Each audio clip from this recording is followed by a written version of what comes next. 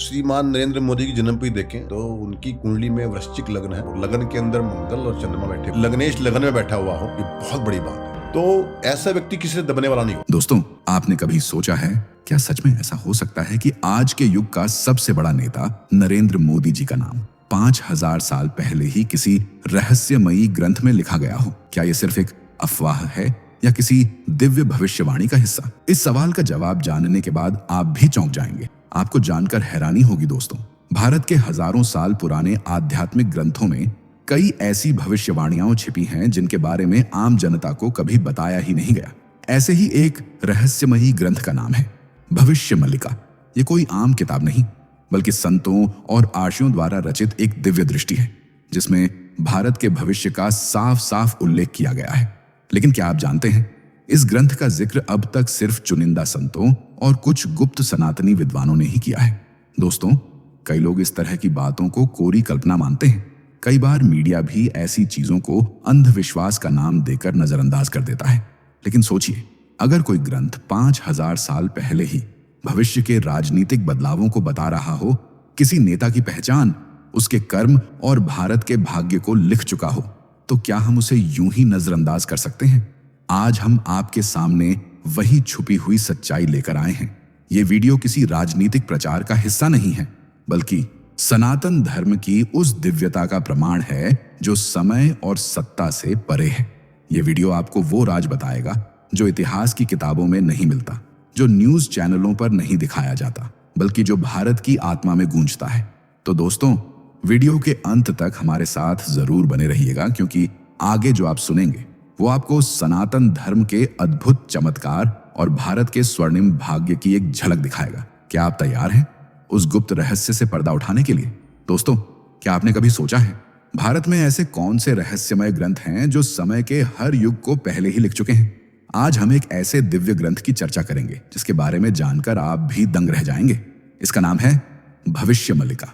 जी हाँ, वही भविष्य मल्लिका जिसके पन्नों में भारत का भाग्य हजारों साल पहले ही लिख दिया गया। आपको जानकर गर्व होगा कि इस अलौकिक ग्रंथ का निर्माण किसी आम साधक ने नहीं किया था। इसे लिखा था उड़ीसा के महाज्ञानी सिद्ध संत आचार्य महर्षि गोविंद दास जी ने। एक ऐसा संत जिन्होंने ध्यान, तपस्या और दिव्य दृष्टि से आने वाले युगों की घटनाओं को अपने शब्दों में उतारा। क्या आप जानते हैं, यह ग्रंथ उस समय लिखा गया था जब भारत गुलामी की जंजीरों में भी नहीं जकड़ा गया था।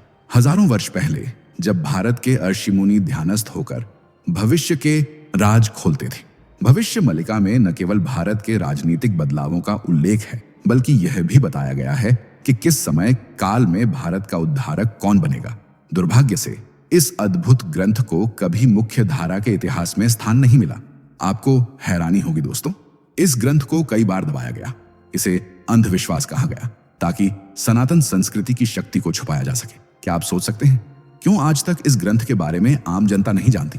भविष्य मल्लिका को उड़ीसा के कुछ विशेष मठों और सनातनी विद्वानों द्वारा बेहद गोपनीय रूप से संरक्षित किया गया है।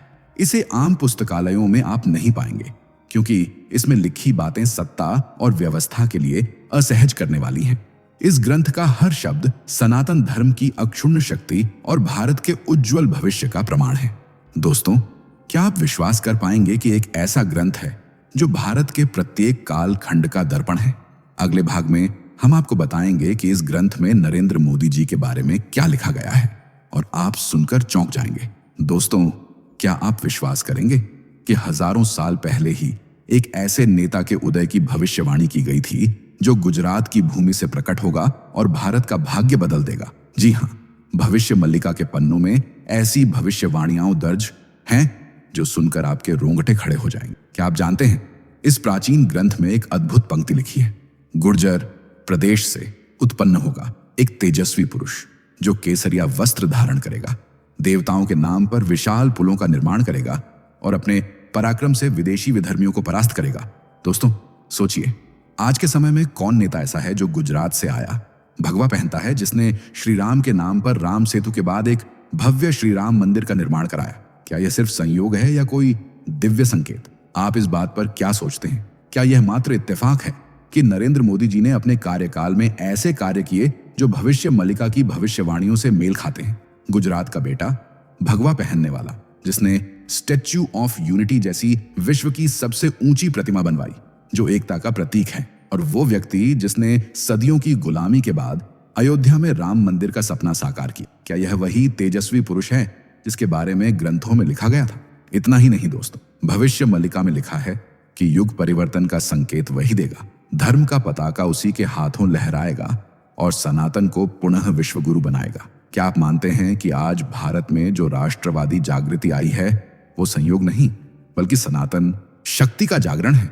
सोचिए, क्या ये घटनाएं महज राजनीतिक रणनीति हैं या किसी दिव्य योजना का हिस्सा?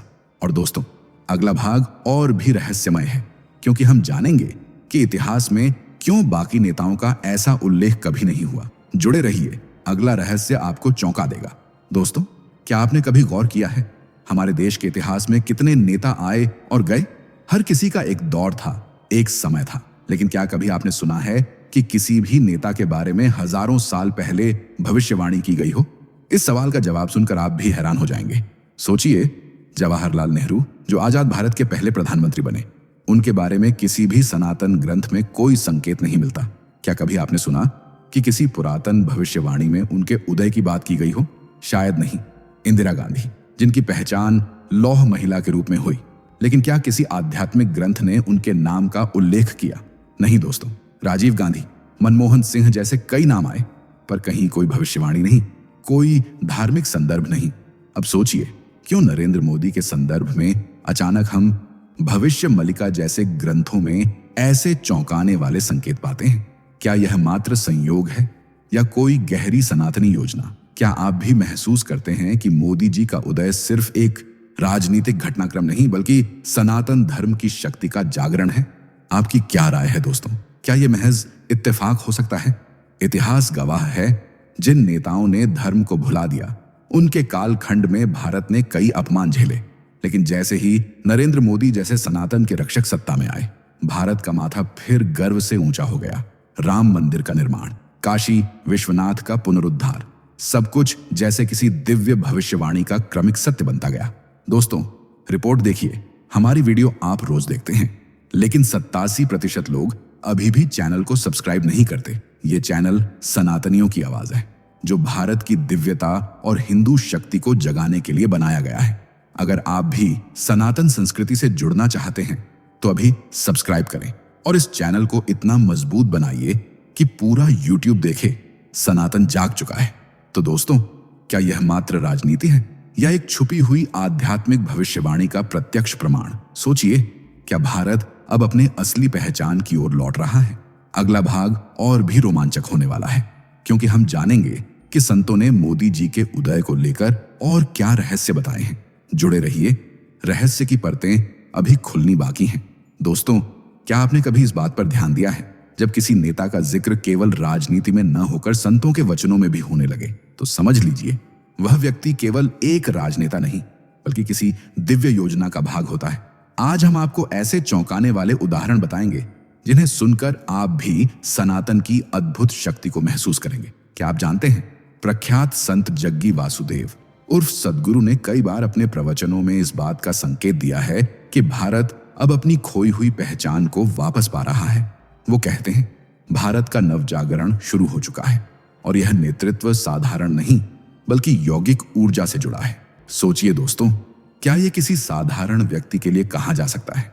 यही नहीं, अवधूत बाबा जैसे प्रख्यात संतों ने स्पष्ट रूप से कहा कि देश का भाग्य बदलने वाला युग पुरुष आ चुका है, जो धर्म की मशाल को फिर से प्रज्वलित करेगा। क्या यह इत्तेफाक है कि ऐसे प्रवचन मोदी जी के उदय के समय ही सामने आते हैं? आपकी क्या राय है? क्या आप भी इसे केवल राजनीति का संयोग मानते हैं या किसी गुप्त भविष्यवाणी का साकार रूप? स्वामी आनंद गिरी, जो प्रयागराज कुंभ में लाखों साधुओं के प्रतिनिधि रहे हैं, उन्होंने सार्वजनिक मंच से कहा था कि भारत एक बार फिर विश्वगुरु बनेगा और उस परिवर्तन की शुरुआत हो चुकी है। क्या आपने कभी सोचा है, ये साधु संत जो राजनीति से परे रहते हैं, वो बार बार क्यों एक ही दिशा की ओर इशारा कर रहे हैं? और सबसे चौंकाने वाली बात दोस्तों, उड़ीसा के महान संत स्वामी विश्वात्मा बाबा ने 2005 में प्रवचन देते हुए कहा था, हिमालय के पूरब से एक सिंह प्रकट होगा जो धर्म का पुनर्जागरण करेगा। क्या आपने सोचा है, मोदी जी का उदय भी तो इसी दिशा से हुआ है? तो दोस्तों, क्या ये केवल शब्दों का खेल है या कोई गहन सनातनी भविष्यवाणी का जीता जागता प्रमाण? अगले भाग में हम देखेंगे कि आगे के वर्षों में क्या और संकेत मिलते हैं। जुड़े रहिए क्योंकि असली रहस्य अभी बाकी है। दोस्तों, क्या आपने कभी कल्पना की है कि आज जो घटनाएं हमारे सामने घट रही हैं वो पहले से लिखी जा चुकी हैं? क्या आप जानते हैं भविष्य मल्लिका के अनुसार जो आने वाले वर्षों में होने वाला है वो न केवल भारत को बदल देगा बल्कि पूरे विश्व को हिलाकर रख देगा। जी हाँ दोस्तों, इसी ग्रंथ में साफ लिखा गया है कि 2029 तक भारत का पुनर्जन्म होगा और विश्व उसे विश्व उद्धारक के रूप में देखेगा। सोचिए, एक ऐसा देश जिसे सदियों तक गुलामी की जंजीरों में जकड़ा गया, आज वही भारत फिर से उठ खड़ा हो रहा है। क्या यह किसी साधारण राजनीतिक रणनीति का परिणाम है या फिर किसी दिव्य योजना की परिणति? भविष्य मल्लिका स्पष्ट संकेत देता है कि मोदी जी का दूसरा कार्यकाल महज सत्ता में बने रहने का काल नहीं होगा बल्कि भारत को फिर से विश्व गुरु बनाने का युग होगा। क्या आप जानते हैं इस भविष्यवाणी में लिखा गया है शत्रु राष्ट्रों का नाश होगा, भारत के सनातनी स्वरूप का विस्फोट होगा और संपूर्ण विश्व हिंदुत्व के तेज से आलोकित होगा। क्या आपने महसूस किया है बीते वर्षों में भारत की वैश्विक छवि कितनी तेजी से बदली है? आप क्या सोचते हैं दोस्तों, क्या यह मात्र कूटनीतिक चतुराई है या सनातन धर्म की वह शक्ति जो अब जाग चुकी है? इतिहास के हर काल में एक समय ऐसा आता है जब देश जागता है और आज उस जागरण का युग हमारे सामने है। मोदी जी का नेतृत्व केवल भारत का नेतृत्व नहीं बल्कि सनातन संस्कृति का विश्व के सामने पुनः उदय है। क्या आपको भी ऐसा महसूस होता है कि अगले 5 वर्षों में हम किसी ऐतिहासिक परिवर्तन के साक्षी बनने वाले हैं? तो दोस्तों, क्या आप तैयार हैं उस स्वर्णिम युग का हिस्सा बनने के लिए? अगले भाग में हम जानेंगे कि आने वाले समय में भारत किस तरह अपने वैदिक वैभव को पुनः प्राप्त करेगा। जुड़े रहिए, असली सनातनी जागरण की कहानी अब शुरू होने वाली है। दोस्तों, अब आप खुद सोचिए, क्या आपने कभी किसी नेता के साथ इतनी सटीक भविष्यवाणी सुनी है? क्या किसी और प्रधानमंत्री के लिए ऐसे दिव्य संकेत मिले हैं जिनमें उसका जन्म स्थान, उसका कर्म, यहां तक कि उसका राष्ट्र के लिए किया गया हर कार्य सब कुछ हजारों साल पहले ही लिख दिया गया हो? इस रहस्य के बारे में सुनकर आप भी दंग रह गए होंगे, है ना? सोचिए दोस्तों, जब किसी साधारण मानव के जीवन की व्याख्या आर्षियों द्वारा हजारों साल पहले हो जाती है तो वह व्यक्ति साधारण नहीं रह जाता, वह उस दिव्य योजना का हिस्सा बन जाता है जो इस देश को अपने वास्तविक स्वरूप तक पहुंचाने के लिए बनाई गई थी। क्या आप भी महसूस करते हैं कि नरेंद्र मोदी जी का नेतृत्व सिर्फ राजनीति नहीं बल्कि सनातन धर्म के गौरव को फिर से जीवित करने का एक महायज्ञ है? आपकी क्या राय है दोस्तों? क्या यह सभी बातें केवल इत्तेफाक हैं या फिर सच में भारत के इतिहास की सबसे बड़ी आध्यात्मिक यात्रा शुरू हो चुकी है? क्या आप मानते हैं कि हम सब उस युग परिवर्तन के साक्षी हैं जिसका सपना हमारे पूर्वजों ने हजारों साल पहले देखा था? हम आपके विचार जरूर जानना चाहते हैं। नीचे कमेंट करके बताइए, क्या आप इस भविष्यवाणी को मानते हैं या फिर आपको इसके पीछे कोई और कहानी दिखाई देती है? आपकी राय पूरे सनातन परिवार के लिए बहुत महत्वपूर्ण है। अगर आपको लगता है कि ऐसे गुप्त रहस्य हर भारतीय को जानने चाहिए तो इस वीडियो को जरूर शेयर करें और चैनल को सब्सक्राइब करना न भूलें, क्योंकि दोस्तों, यह केवल एक वीडियो नहीं, यह आपके साथ उस अदृश्य शक्ति का जुड़ाव है जो शायद आपको भी किसी छुपे हुए भाग्य की ओर बुला रही है। दोस्तों, आपको स्क्रीन पर 2 और वीडियोस दिखाई दे रही हैं, जिसे देखने के लिए स्क्रीन पर क्लिक करें।